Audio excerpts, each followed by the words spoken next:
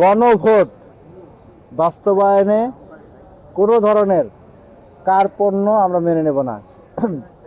গণভোটের ব্যাপারে বিন্দুমাত্র ছলচাতুরি যদি কেউ করতে চায় সেটি সহ্য করা হবে না। আমরা আমাদের শেষ রক্তবিন্দু দিয়ে হলেও যে কোনো মূল্যে আমরা এই জুলাই সনদ এবং গণভোট আমরা দুটোই বাস্তবায়ন করব। পাশাপাশি বিএনপির মাঝে ফেসিবাদ হয়ে ওঠার যে সুপ্ত মনোবাসনা দেখা যাচ্ছে, সেই মনোবাসনাকেও আমরা রুখে দিব। বিএনপি যদি মনে করে থাকে গায়ের জোরে সবকিছু করে ফেলবে, তাহলে তারা এখনো ভুল ভাবছে। একদিকে দেশে এক ক্রান্তিকাল, সংকটকাল চলছে। আপনারা জানেন আজ কৃষকেরা চাষাবাদ করতে পারছে না, সেচের মেশিন চালাইতে পারছে না তেলের অভাবে। একদিকে পেট্রোল পাম্পগুলোতে কিলোমিটারের পর কিলোমিটার লাইন। তারেক রহমান সাহেব বলেছিলেন ফ্যামিলি কার্ড দিবেন, কৃষক কার্ড দিবেন, কিন্তু তেলের জন্য যে কার্ড নেওয়া লাগবে সেটা তো তিনি বলেন নাই। আজকে আমরা দেখতে পাচ্ছি তেলের জন্য কার্ড নিতে হচ্ছে, কার্ড নিয়েও তেল পাচ্ছে না। আর বিএনপি নেতাদের বাড়িতে, গোয়াল ঘরে ড্রাম ভর্তি তেল পাওয়া যাচ্ছে।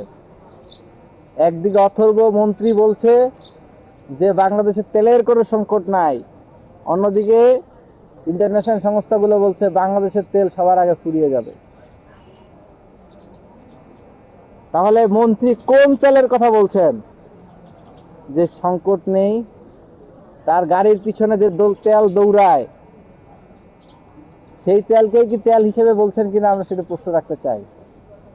বা নুরুল ইসলাম নয়নের কথাবার্তাকেই তেল হিসেবে তিনি চিন্তা করছেন কিনা আমরা সেই প্রশ্নটা আপনাদের মাধ্যমে রাখতে চাই। সরকার এক ধরনের লুকোচুরি করছে মানুষের মাঝে। এখানে একদিকে বলছে তেলের কোনো সংকট নাই, অন্যদিকে কেউ তেল পাচ্ছে না। একদিকে তারা বলছে, তারা নিউজ মিডিয়াগুলোকে ফলো করে প্রচার করাচ্ছে যে ইরান আমাদের কোনো জাহাজ আটকাচ্ছে না, আমাদের সব জাহাজ ছেড়ে দিচ্ছে, বাংলাদেশের সব জাহাজ আসতেছে। অন্যদিকে আমরা কোনো তেল দেখতে পাচ্ছি না। আমরা পেট্রোল পাম্পে দেখতে পাচ্ছি কিলোমিটারের পর কিলোমিটার লাইন। তারপরে সবথেকে বড় দুঃখ, মানে আশ্চর্যের বিষয়, আমাদের জন্য সবথেকে যে বিষয়টা খুব চিন্তাজনক, সেটি হচ্ছে এখন আপনারা জানেন বাংলাদেশের রপ্তানিযোগ্য পণ্য, অন্যতম গুরুত্বপূর্ণ পণ্য হচ্ছে পাট কিংবা ধান। বা আপনি এখন আমাদের দক্ষিণ অঞ্চলে এখন পুরোদমে পাটের মৌসুম। পাট চাষ করার জন্য প্রচুর সেচ প্রয়োজন, কিন্তু কৃষকেরা যখন এই সেচ দেওয়ার জন্য মেশিন স্টার্ট দিতে যাচ্ছে তখন তার তেল পাচ্ছে না।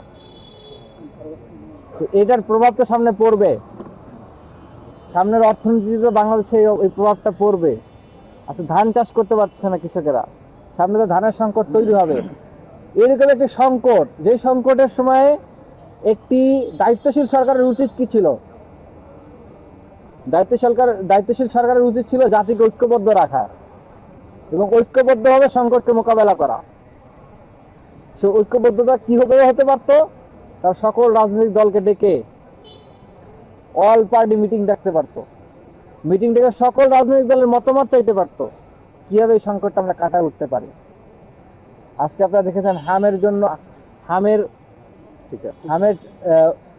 হামের ভাইরাসের কারণে টিকার অভাবে শিশুরা, প্রায় শতাধিক শিশু ইতিমধ্যেই মারা গিয়েছেন বললে ভুল হবে, বলতে হবে স্টেট ফান্ডেড কিল। রাষ্ট্রীয় ব্যবস্থাপনায় এই শিশুদেরকে খুন করা হচ্ছে। এই সংকট মোকাবেলায় সরকারের কোনো প্ল্যান নাই। সরকারের উচিত ছিল অল পার্টি মিটিং ডেকে সবার পরামর্শ নেওয়া এবং ঐক্যবদ্ধভাবে সংকট নিরসনে কাজ করা। কিন্তু আমরা দেখতে পেলাম সরকার তো সেটি করছেই না, বরঞ্চ সরকার জাতিকে বিভাজনের দিকে ঠেলে দিচ্ছে। মীমাংসিত ইস্যুগুলো টেনে নিয়ে এসে দেশের মধ্যে অস্থিতিশীল পরিস্থিতি সৃষ্টি করার পায়তারা চালাচ্ছে। আজকে যদি আমাদেরকে রাজপথে নামতে হয়, রাস্তা আটকাতে হয়, এটি কি দেশের মানুষের জন্য কোনো ভালো ফল বয়ে আনবে? কিন্তু সরকার সেটি বাধ্য করছে কেন আমাদেরকে? সরকার কেন চাচ্ছে এতে মীমাংসিত ইস্যুর জন্য আমাদেরকে রাজপথে নামতে হবে? সরকারকে দেশে অস্থিতিশীল পরিস্থিতি চাই কিনা সেই প্রশ্নটা আমরা তুলতে চাই।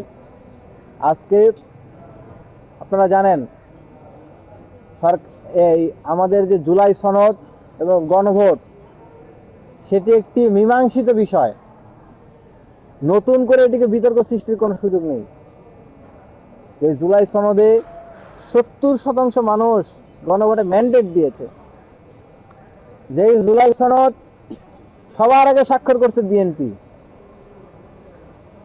যে অধ্যাদেশগুলো হয়েছে প্রত্যেকটা অধ্যাদেশ বিএনপির কনসার্ন ছাড়া একটা অধ্যাদেশে পাস হয় নাই।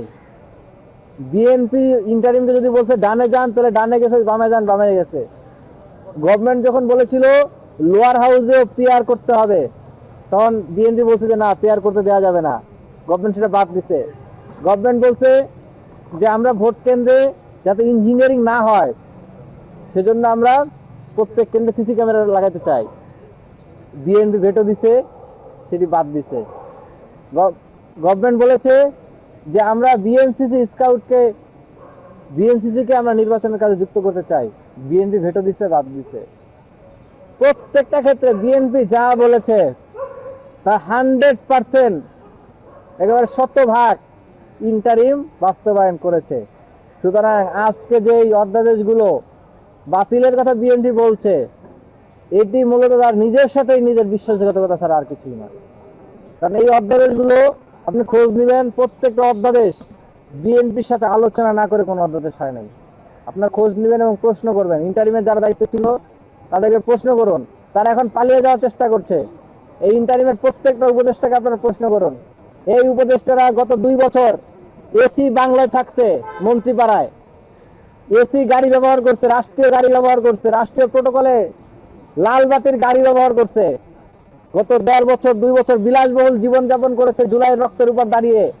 সুতরাং তারা এই সংস্কারকে ঝুলন্ত অবস্থায় রেখে কোনোভাবে পালাতে পারে না। এবং এদের অনেক উপদেষ্টা দুর্নীতির সাথে জড়িত, এবং অনেক উপদেষ্টার নামে বিভিন্ন সময় পত্রিকায় নিউজ হয়েছে যে এদের নামে এত এত কোটি টাকার দুর্নীতির এলিগেশন আছে।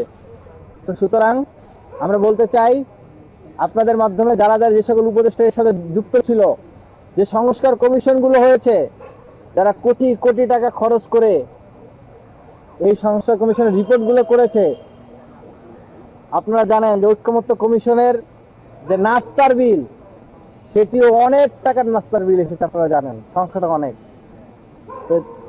এত এত টাকা, কোটি কোটি টাকা অপচয় করেছে তারা। এই জুলাই সনদ, এই সংস্কার কমিশন, এগুলো যদি বাস্তবায়ন না হয় তাহলে এগুলো অপচয় ছাড়া আর কিছুই নয়।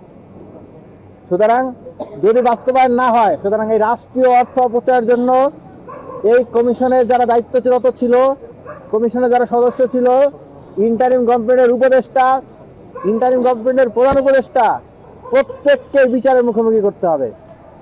সুতরাং যদি আপনারা যদি বিচারের মুখোমুখি হতে না চান, তাহলে বিলাসবহুল জীবনযাপন ছেড়ে জনগণের কাতারে নেমে আসুন এবং রাজপথে নেমে যেভাবে সম্ভব সেভাবে ভয়েস রেজ করে এই সংস্কারগুলো বাস্তবায়নে কাজ করুন।